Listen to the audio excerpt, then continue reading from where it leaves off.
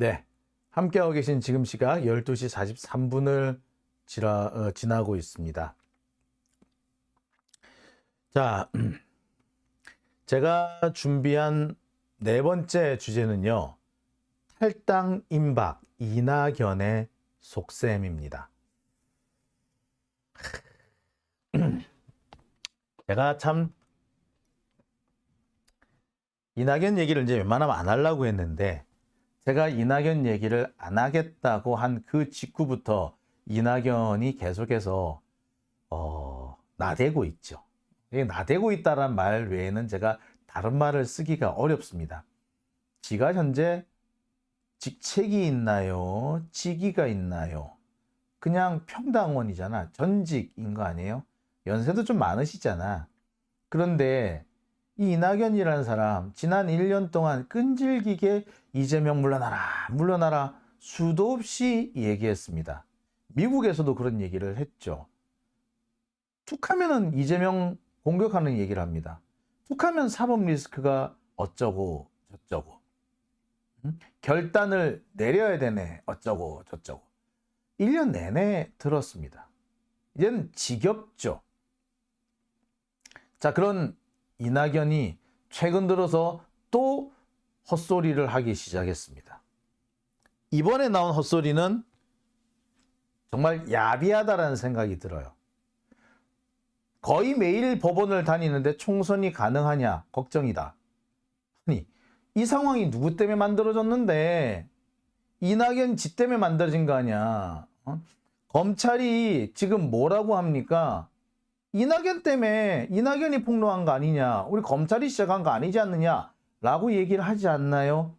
자, 그 과정을 가만히 보면은 경기경제신문인가 박종명 기자인가 하는 친구가 이낙연계 특히 윤영찬 쪽으로 의심이 되는 사람으로부터 자료를 받았다고 자기가 폭로하지 않았습니까? 그렇게 해서 이 문제가 오지 않았어요? 그런데 지금까지 나온 게 뭐가 있어요? 자, 이낙연 지나 좀 살펴보라 그래. 지는 뭐 얼마나 잘한다고. 자, 그런데 이런 식으로 계속 이재명 대표를 물고 늘어지기 시작합니다. 당에서 결단할 것은 결단해야 된다. 그러면서 사퇴를 하라고 요구하기 시작합니다. 첫 직격 아니? 되게 여러 번 나왔어. 그러면서 김종민은 뭐라고? 이낙연이 부글부글한다. 정세균, 김부겸도 똑같은 생각을 하고 있다. 이런 개소리를 하고 있는 거지. 그래, 정세균하고 김부겸이 그래서 어쩌라고. 얘들이 뭔데? 얘들도 다 이제 뒷방늙은이 아니야? 언제까지 니들이 해먹을 건데? 언제까지 니들이 해먹을 건데? 아니, 이거는 386 세대도 아니고 이거 언제적 세대? 이 사람들은 64 세대 아니야? 80년대 세대였잖아. 언제까지 지들이 다 해먹으려고 그래? 이제 좀 물러나라고, 이제 니들도 좀. 진짜 열받는다. 자, 그런데 저는 이런 장면들이 솔직히 상당히 나직습니다. 기시감이 느껴집니다. 저는 이 장면을 어디서 본 줄 아세요? 지금으로부터 약 10년 전 2012, 13 이 무렵에 한명숙 전 총리를 압박하던 민주당 내부 분위기와 매우 유사합니다. 당시 한명숙 전 총리 민주당 당대표였어요. 그랬는데 한명숙 전 총리가 서울시장 선거에서 낙선한 것이 확인되자마자 민주당 내부에서 이제부터 사법 리스크가 시작될 것이니 한명숙은 당대표에서 물러나라는 식으로 합니다. 결국 한명숙 총리 당대표에서 물러나고, 아니 모든 공직에서 다 물러나요. 그러고 법원에 검찰에 출석을 하고 조사를 받습니다. 그리고 재판을 받아요. 1심에서 무죄 선고가 났었는데, 그래서 1, 2, 3심 다 무죄가 났는데, 그러니까 검찰이 어떻게 된다? 새로운 사건을 또 물고 들어와가지고 또 그때도 한명숙 총리를 다시 기소하죠. 그런데 그것도 1심에서 무죄가 나니까 2심에서 진술을 위조합니다. 그래서 유죄가 나요. 자, 그런 상황이 되는 겁니다. 자, 그때도 한명숙 총리를 그 나락으로 몰고 갈 때 그때도 주도한 사람이 누구였다? 이낙연이었어요. 그때도 이낙연이었어. 솔직히 말하자면 그때 2012년 그 10년, 11년, 2010년, 11년, 12년 그 무렵에 민주당에서 차기 대선 후보로 점 찍었던 사람이 사실은 한명숙 총리였습니다.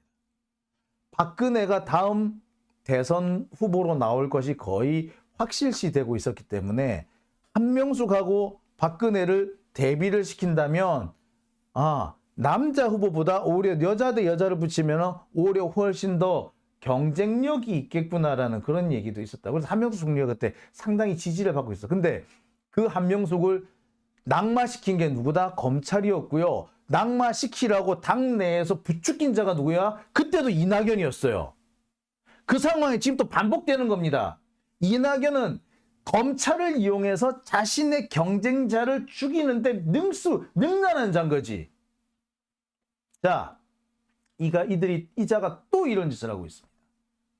근데 지금은 단순히 이재명을 넘어뜨리기 위해서, 이재명을 무너뜨리기 위해서 하는 것과 조금 색깔이 달라 보이기 시작합니다. 조금 더 달라요. 지금 이낙연이 하는 얘기는 신당론과 맞물려 있습니다. 이낙연 신당론. 지금까지 이낙연이 한명숙 전 총리를 모함할 때도 마찬가지지만 신당론을 꺼집어낸 적은 없었어요. 드디어 이낙연 신당론이 급부상하기 시작한 겁니다. 이게 그냥 경고에 불과하냐 아니면 현실화 될 것이냐를 두고서는 여러 가지 논란이 있습니다. 저는 이게 단순히 경고에 불과하다고 생각했고, 지들, 소위 말하는 수박들한테 공천 주라는 압박 카드라고 생각했어요. 자, 근데 문제는 어떤 경우에도 수박들한테 공천이 갈 일은 없습니다. 이재명 대표가 안 준다가 아니라 시민들이, 당원들이 안 준다죠. 절대 못 준다로 가고 있습니다. 지금 박용진도 공천을 받을 수 없을 거라는 얘기들이 나오는 판이야. 그런데 다른 수박들이 살아남겠냐고. 그쵸? 못 살아남아요. 특히 김종민. 얘 끝장이야 이제. 여기 보니까 그 대체할 사람이 있더만. 옛날 논산시장 하셨던 분이 계시더만. 김종민 얼마든지 바꿔치워도 되겠더만. 이뿐만 아니에요. 다 마찬가지야. 그러니까 이낙연 입장에서는 뭐야? 우리 수박들 공천을 달라는 의미에서 일종의 압박 카드로 탈당 카드를 꺼내고 이재명을 괴롭히는 거였는데 전혀 받아들일 가능성이 없는 거야. 관철될 수가 없어. 그럼 어떻게? 이게 단순 뻥카나 협박이 아니라 현실화를 할 수밖에 없지 않겠느냐는 얘기가 나오는 거죠. 그래서 지금 나오는 게 뭐다? 이낙연 신당 창당론입니다. 실제로 물어봐. 신당 창당하실 건가요? 라고 물어보니까 뭐라 그런다고? 국가를 위해서 할 일이 무엇인지 내가 항상 골똘하게 생각하고 있습니다. 할 수 있다는 얘기죠. 아니, 하겠다는 얘기로 들립니다. 그런데 이 말이 있고 난 다음에 계속해서 신당 창당 얘기가 계속해서 여기저기서 보도되기 시작합니다. 그러면서 뭐라고 얘기된다? 양당제를 극복해야 한다. 연동형 비례대표제를 유지해야 한다. 여러 가지 모색이 진행되고 있다라는 얘기를 합니다. 자, 이 얘기는 보면 뭐다? 창당을 하겠다라는 것, 신당을 만들어서 나가겠다라는 것을 강력하게 표현하고 있는 거지. 연동형으로 간다. 위성정당 포기를 전제로 준연동형 비례대표제를 가야 한다. 라는 식으로까지 이야기를 하고 있습니다. 자, 이거는 뭐다? 창당하겠다라는 얘기를 공식화한 걸로 봐도 과언은 아닙니다. 지금 이낙연의 이 태도를 보면은요, 이제 더 이상 이재명하고는 같은 하늘 아래 있을 수가 없다. 라는 식으로 생각을 하고 있는 것 같고 같이 갈 생각도 없는 것 같아. 자, 문제는 이낙연을 따라 나갈 사람이 몇 명이나 되겠느냐는 거죠. 지금 현재로서는 거의 없습니다. 심지어 이상민은 국민의힘으로 간대. 지금 이낙연하고 뭐 보조를 같이 하는 사람은 대략 5명 정도밖에 안 돼요. 근데 그중 한 사람은 국민의힘으로 가겠대. 지는 국회의장 해야 된대. 그러면 이낙연을 따라서 탈당할 사람은 몇 명? 기껏해야 4명이지. 이상민은 전에 맨 처음에 20명 이상 될 거다라고 큰 소리를 떵떵 쳤는데 20명은커녕 솔직히 이 4명도 나가는 순간 나가리 아닙니까? 공천을 못 받는 거는 당연한 지사고 영원히 복귀할 수도 없는, 어떻게 보자면 영원히 배신자로 낙인 찍히는 상태가 될 겁니다. 그러니까 탈당을 한다 해도 별 의미가 없다는 거지. 나가봤자 엄청 추울 거야. 따라서 안에서 살 길을 찾아야 한다라고 얘기를 하는 판에 이게 이낙연 입장에서는 안에서 살려면은 설칠 수밖에 없던 거죠. 자, 그런데 이낙연이 여기에서 새로운 매개고리를 하나 찾은 것 같습니다. 분위기상 더 이상 민주당에서 비빌 수는 없을 것 같고, 아무리 협박을 하더라도 이재명이 수박들한테 공천 주지는 않을 것 같고, 나가기는 나가야 되는데 나가서 살아남을 수 있을까? 살아남을 수 있는 구멍을 찾은 거지. 그게 뭐다? 아까 이낙연이 얘기했던 거 연동형 비례대표. 위성정당이 없는 연동형 비례대표. 이걸 하면은 이낙연 씨가 살아나갈 구멍이 있다라고 생각한 겁니다. 자, 연동형 비례대표를 하게 되면요, 민주당은 사실상 그 비례대표 의석을 한 석도 못 얻습니다.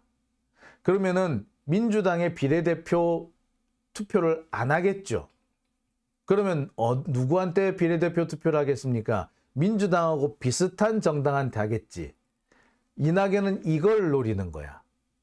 특히 호남 쪽 사람들은 아무리 미워도 민주당에 표를 줄 수 없는 상황이면 아예 나 이낙연한테 주지 않겠어?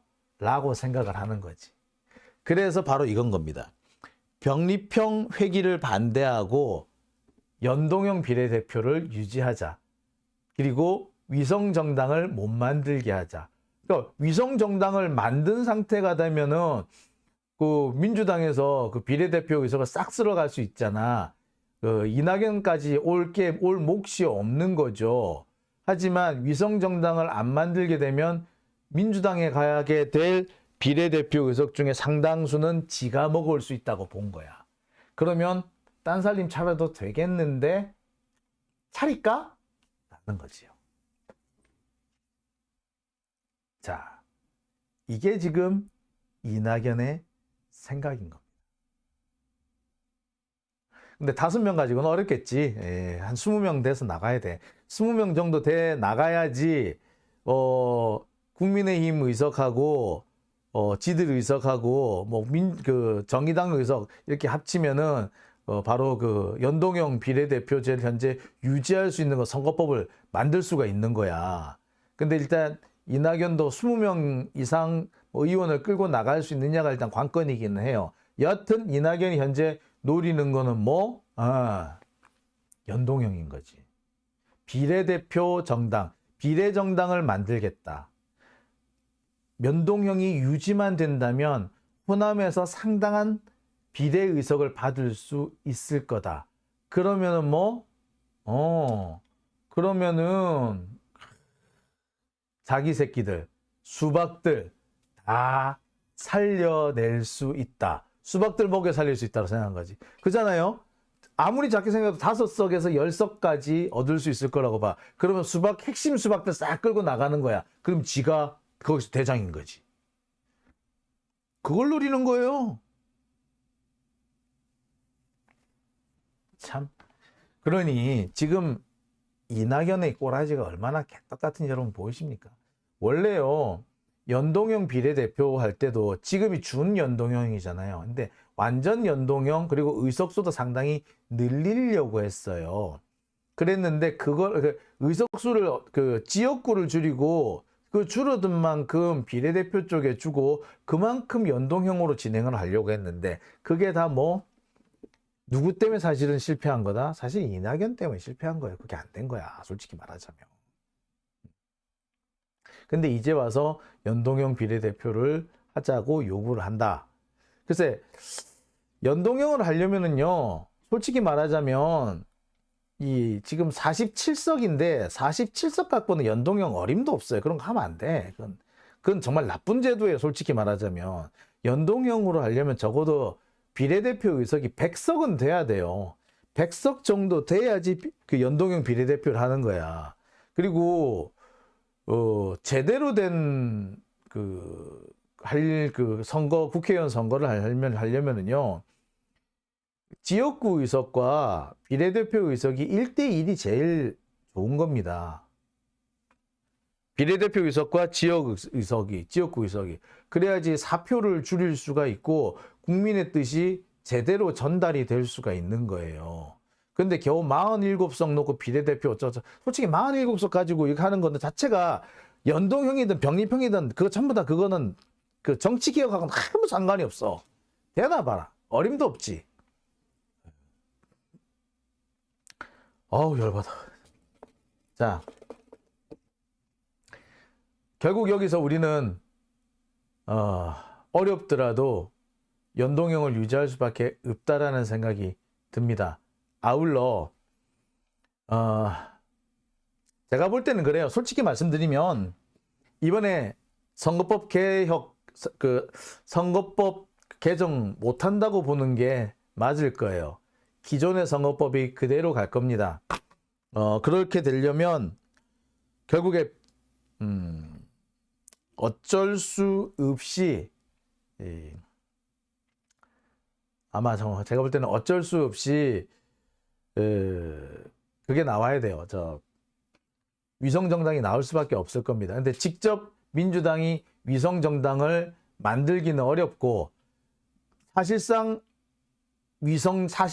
위성정당이 나오는 상황을 만들어야겠죠. 그래서 지금 거론되는 것이 송영길, 조국, 추미애 신당 이런 얘기가 나오는 거예요. 제가 볼 때는 이낙연 신당과 조국 신당이 경쟁하는 상황은 괜찮을 거라고 생각됩니다. 민주당에서 비례대표를 안 내더라도 조국 신당과 이낙연 신당이 민주당으로 갈 비례 투표를 경쟁하는 상황. 저는 그게 상당히 유력해 보여요. 나쁘지 않아 보입니다. 그죠? 병립형으로 가려면 지금 뭐냐면요. 선거법을 개정을 해야 돼요. 근데 개정 자체가 힘들어요, 현재로서는. 병립형으로 가도 딱히 나쁘지는 않는데요. 민주당으로서는 딜레마가 될 수 있죠. 근데 제가 볼 때는 거의 지금 제도가 거의 그대로 갈 가능성은 일단 제일 높다라고 생각이 듭니다. 하여튼 저는요, 여러 가지 상황을 놓고 그 상황에 맞춰서 다양한 대비책을 해야 한다고 생각합니다. 만약에 이낙연이 연동형을 생각하고 그렇게 자기 이낙연 신당을 만들려 한다면 우리 민주 시민들은 조국 신당을 만들자라는 그런 방향으로 가는 것도 나쁘지 않다고 생각이 드네요. 자꾸 이제 병립형 쪽에 지지하는 분들이 많으세요, 그죠? 네.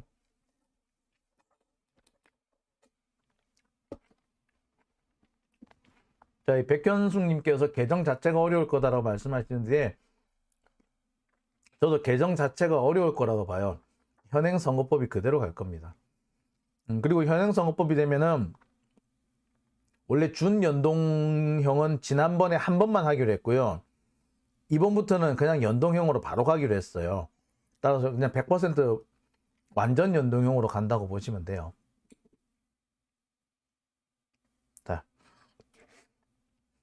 뭐 제가 볼 때는 어떻게 선거법이 결론이 나든 간에 우리는 뭐 거기 맞춰서 최선을 다할 준비를 해두면 된다라고 생각이 듭니다. 자, 스파리아님, 그리고 디커맨님, 강수정님, 송지영님, BKS님 이렇게 후원해 주셨습니다. 스파리아님께서는 2번 이렇게 후원해 주셨네요. 감사드립니다. 자, 오밤중의 뉴스 오늘은 제가 여기까지만 하겠습니다. 저는요 내일 이 시간에 또 여러분 다시 찾아뵙도록 하겠습니다.